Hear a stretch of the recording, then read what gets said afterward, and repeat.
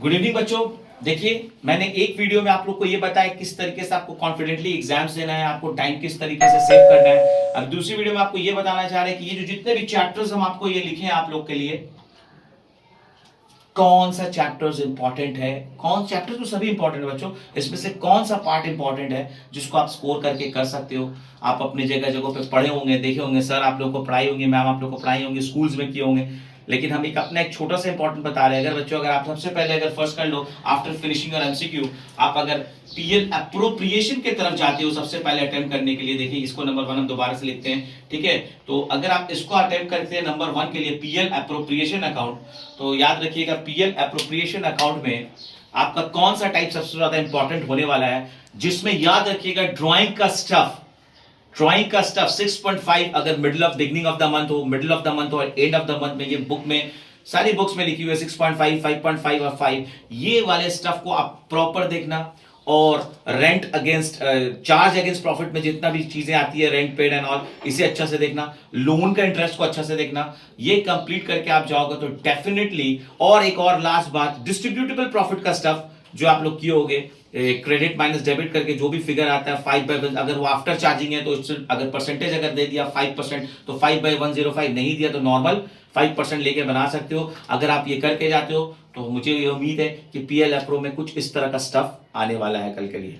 Adjusting entry normal last 5 years में आप जो देखे हो उससे अलग कुछ नहीं होता है, तो आप करके जा सकते हो। अब बात करते हैं हम in short issue of shares के लिए। तो सर अब आप बोलेंगे सर कौन सा शेयर्स इशू ऑफ शेयर्स, तो बहुत कुछ किए हैं इसमें। इशू ऑफ शेयर्स में कॉल्स इन अरियर है, कॉल्स इन एडवांस है, फॉर फीचर है, री इशू है, प्रोरेटा अलॉटमेंट है, प्रोरेटा अलॉटमेंट अंडर कैटेगरी है। तो हम कौन सा प्रैक्टिस करें। और उसके बाद एक नया आ गया सर एम मिसिंग फ्रीक्वेंसी। तो देखो बच्चों, 2 क्वेश्चंस आने वाला है आप लोगों का, एक होता है मिसिंग फ्रीक्वेंसी और एक होता है नॉर्मल। तो मिसिंग फ्रीक्वेंसी का सम्स आप सभी को ये मशवरा दिए है, सभी को ये सजेशन दिए है कि मिसिंग फ्रीक्वेंसी को सबसे ज्यादा ध्यान देना, क्योंकि उसमें स्टफ ज्यादा टफ नहीं होता है। नॉर्मल सम्स दिया जाता है तो बच्चे उसको आराम से अटेम्प्ट कर लेते हैं। वहां पे क्या होगा, कभी अमाउंट मिसिंग होगा, कभी तुम्हारा नरेशन में मिसिंग होगा। अगर आप सही से रीइश्यू तक का इशू ऑफ शेयर्स प्रैक्टिस किए हो, पार प्रीमियम डिस्काउंट में रीइश्यू होता है, तो आप आराम से मिसिंग फ्रीक्वेंसी बना सकते हो। तो आप अपने आप को प्रायोरिटी पहले मिसिंग फ्रीक्वेंसी को देना, और इफ इन केस अगर आपको ऐसा लगे नहीं यू कांट, देन आप सीधा चले जाना नॉर्मल सम्स पे। अब आप बोलोगे सर नॉर्मल सम्स किस तरह का आ सकता है। देखो नॉर्मल सम्स 2 तरह का आ सकता है इस बार। एक तो मैं आपको बताऊंगा कि कॉल्स इन अरियर, एक ही सम्स में कॉल्स इन अरियर भी हो रहा है और कॉल्स इन एडवांस भी हो रहा है। कॉल्स इन अरियर क्या है कि एक शेयर होल्डर आपका पैसा डुबा दिया और दूसरे इंस्टॉलमेंट में वो सारा पैसा दे दिया। एज फॉर एग्जांपल, एक शेयर होल्डर अलॉटमेंट में नहीं दे करके फर्स्ट अलॉटमेंट में नहीं देकर के फर्स्ट एंड फाइनल कॉल में जाकर के पेमेंट कर दिया, और दूसरा शेयर होल्डर क्या किया कि एक ही बार अलॉटमेंट में फर्स्ट एंड फाइनल कॉल का पेमेंट दे दिया। तो इसमें खास करके आपका स्पेसिमेन में भी ये मेंशन है कि इंटरेस्ट के ऊपर जिक्र होता है।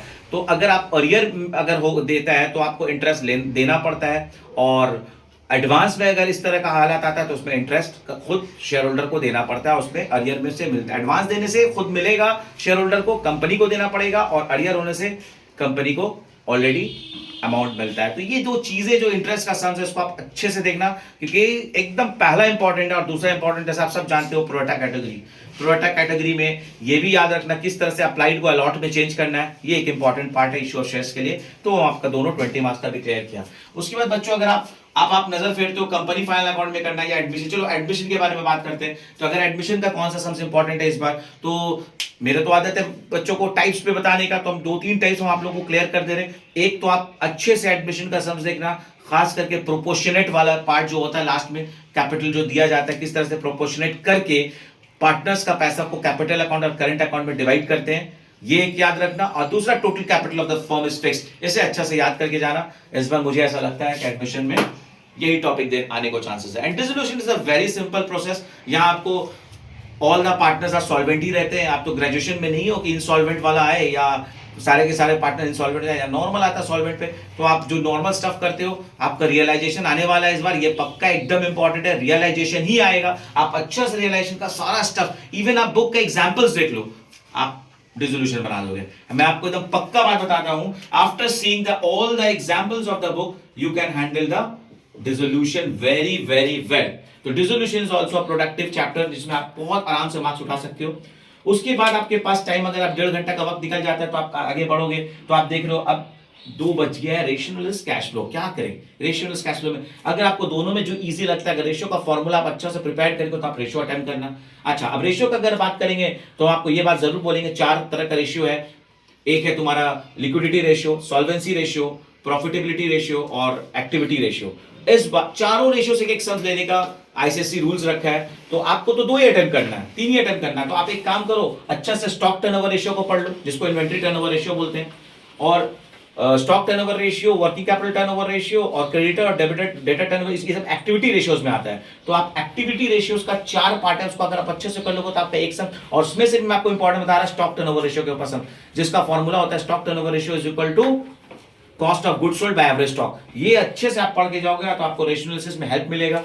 और एक तो एकदम आता ही है बच्चों करंट एसेट्स करंट लायबिलिटीज वाले, जो सबसे पहला रेशियो लिक्विडिटी रेशियो, इसको आप अच्छा से पढ़िएगा, जिसमें आता है क्विक रेशियो और करंट रेशियो निकालना। ये दो आपको मिल गया। तीसरा में अगर आप करना चाहते हो तो आप सॉल्वेंसी को ड्रॉप करके प्रॉफिटेबिलिटी पे ध्यान दे देना। वहां पर आपको प्रॉफिटेबिलिटी पे जीपी रेशियो, एनपी रेशियो, लेकिन उससे भी ज्यादा इंटरेस्ट कवरेज रेशियो जो आता है आपको अच्छे से कर देना है। ये अच्छे से ध्यान दे करके जाना है, तो आपका ये पूरा कंप्लीट हो जाएगा। 1-2 रेशियो उसमें और है तो रेशियो आप कर सकते हो, लेकिन it's all depends on you कि आप कितना अच्छा से फॉर्मूला प्रिपेयर करके गए हो। अगर आपका फॉर्मूला परफेक्ट है, कंसेप्ट क्लियर है, तो आप रेशियो बना ले रहे हो। और आखिरी में आपका बचता है 6 मार्क्स में कैश फ्लो। देखिए कैश फ्लो देखा जाए तो देखने में लेंदी लगता है, लेकिन है सबसे इजी और सबसे स्कोरिंग है, सबसे प्रोडक्टिव है। किस तरह से बच्चों, आप कोई भी सम्स करोगे तो आपको ऑपरेटिंग एक्टिविटीज करनी ही पड़ेगा। आप ऑपरेटिंग एक्टिविटीज का प्रॉपर सीख लो। आप फर्स्ट कर लो, आप पूरा ही सम्स अगर आ गया आपका एग्जाम में, और आप इन्वेस्टिंग भी करके गए, फाइनेंसिंग भी करके गए, लेकिन आपके पास टाइम नहीं बचा, आप उसको आखिरी में अटेम्प्ट कर रहे हो, तो आपको जो जो आइटम पता है इन्वेस्टिंग का, इन्वेस्टिंग स्पेशली एसेट को बिक्री और खरीदने में लिया जाता है, इन शॉर्ट आपको बता दे रहे हैं। फाइनेंसिंग में जितना शेयर्स इशू, प्रीमियम, डिबेंचर्स, ये सारी दी जाती है। और ऑपरेटिंग में ऊपर से सारे डेप्रिसिएशन से लेके गुडविल से लेके सारी चीजें दी जाती है। अगर आपको जो इजी लगता है आप उसमें पुटअप करोगे, आप कैश फ्लो में आउट ऑफ 6 में 3 to 4 आपको मार्क्स मिल जाएगा। उसके बाद आपके पास जो बाकी का वक्त बचता है वो आपके पास बचता है 3 into 5 मार्क का 15 मार्क का सम्स को सॉल्व करना है। इस 15 मार्क्स में सबसे पहले आप कंपैरेटिव स्टेटमेंट से आना, फिर कंपैरेटिव से सीधा आप इशू ऑफ डिबेंचर्स में आ जाना, क्योंकि ये स्कोरिंग होता है। उसके बाद रिडेम्पशन करके आप या गुडविल, ये दोनों में कोई एक करके आप देखोगे कि आपका पास क्या टाइम बचता है, तो आप डेथ और रिटायरमेंट करना। लेकिन यूजुअली अक्सर देखा गया है बच्चों का पेपर कंप्लीट नहीं हो रहा है जब से ये नया सिलेबस हुआ है। तो आपको बार बार मैं ये कह रहा हूं कि आपको ध्यान देना है और अच्छे से वो सम अटेंड करना है जो आपको पता है, लेकिन एट द सेम टाइम ये भी घड़ी पे नजर नहीं हटाना है। एक सम्स को 15 to 20 मिनट्स का ही टाइम देना है, उससे आगे नहीं बढ़ना है। अगर आप उससे आगे बढ़ते हो तो ये 14 क्वेश्चन कंप्लीट करना इम्पॉसिबल हो जाएगा। आप बेशक आगे बढ़ोगे लेकिन आपका कंप्लीट नहीं होगा। कंप्लीट करने के लिए आपको इस तरीके का smart study, smart understanding of the chapters as well of the smart selection of the numbers of the sum, that will make you success in your examination then guys. तो इन शॉर्ट हम जल्दी जल्दी में आप लोग को जो बता सकते हैं आपको बताएं हैं। अब तो हम आप लोग के लिए सिर्फ दुआ करेंगे कि हमारे जितने भी बच्चे एग्जाम्स दे रहे हैं, जिसने मेहनत किया है, कोशिश किया है, तो उसे ऊपर वाले जरूर कामयाबी दे और आप अच्छे से एग्जाम्स देना, एकदम सक्सेसफुल होके आना, गिव योर बेस्ट, ठीक है। And most important, once again I am repeating, don't ever think that you can't, always think that you can, ठीक है। याद रखना कि हम कर लेंगे और जितना करेंगे उसे राइट करेंगे, और एकदम full positive attitude, your success is guarantee guys. Till then I have to wait for tomorrow. All the best and good luck everyone.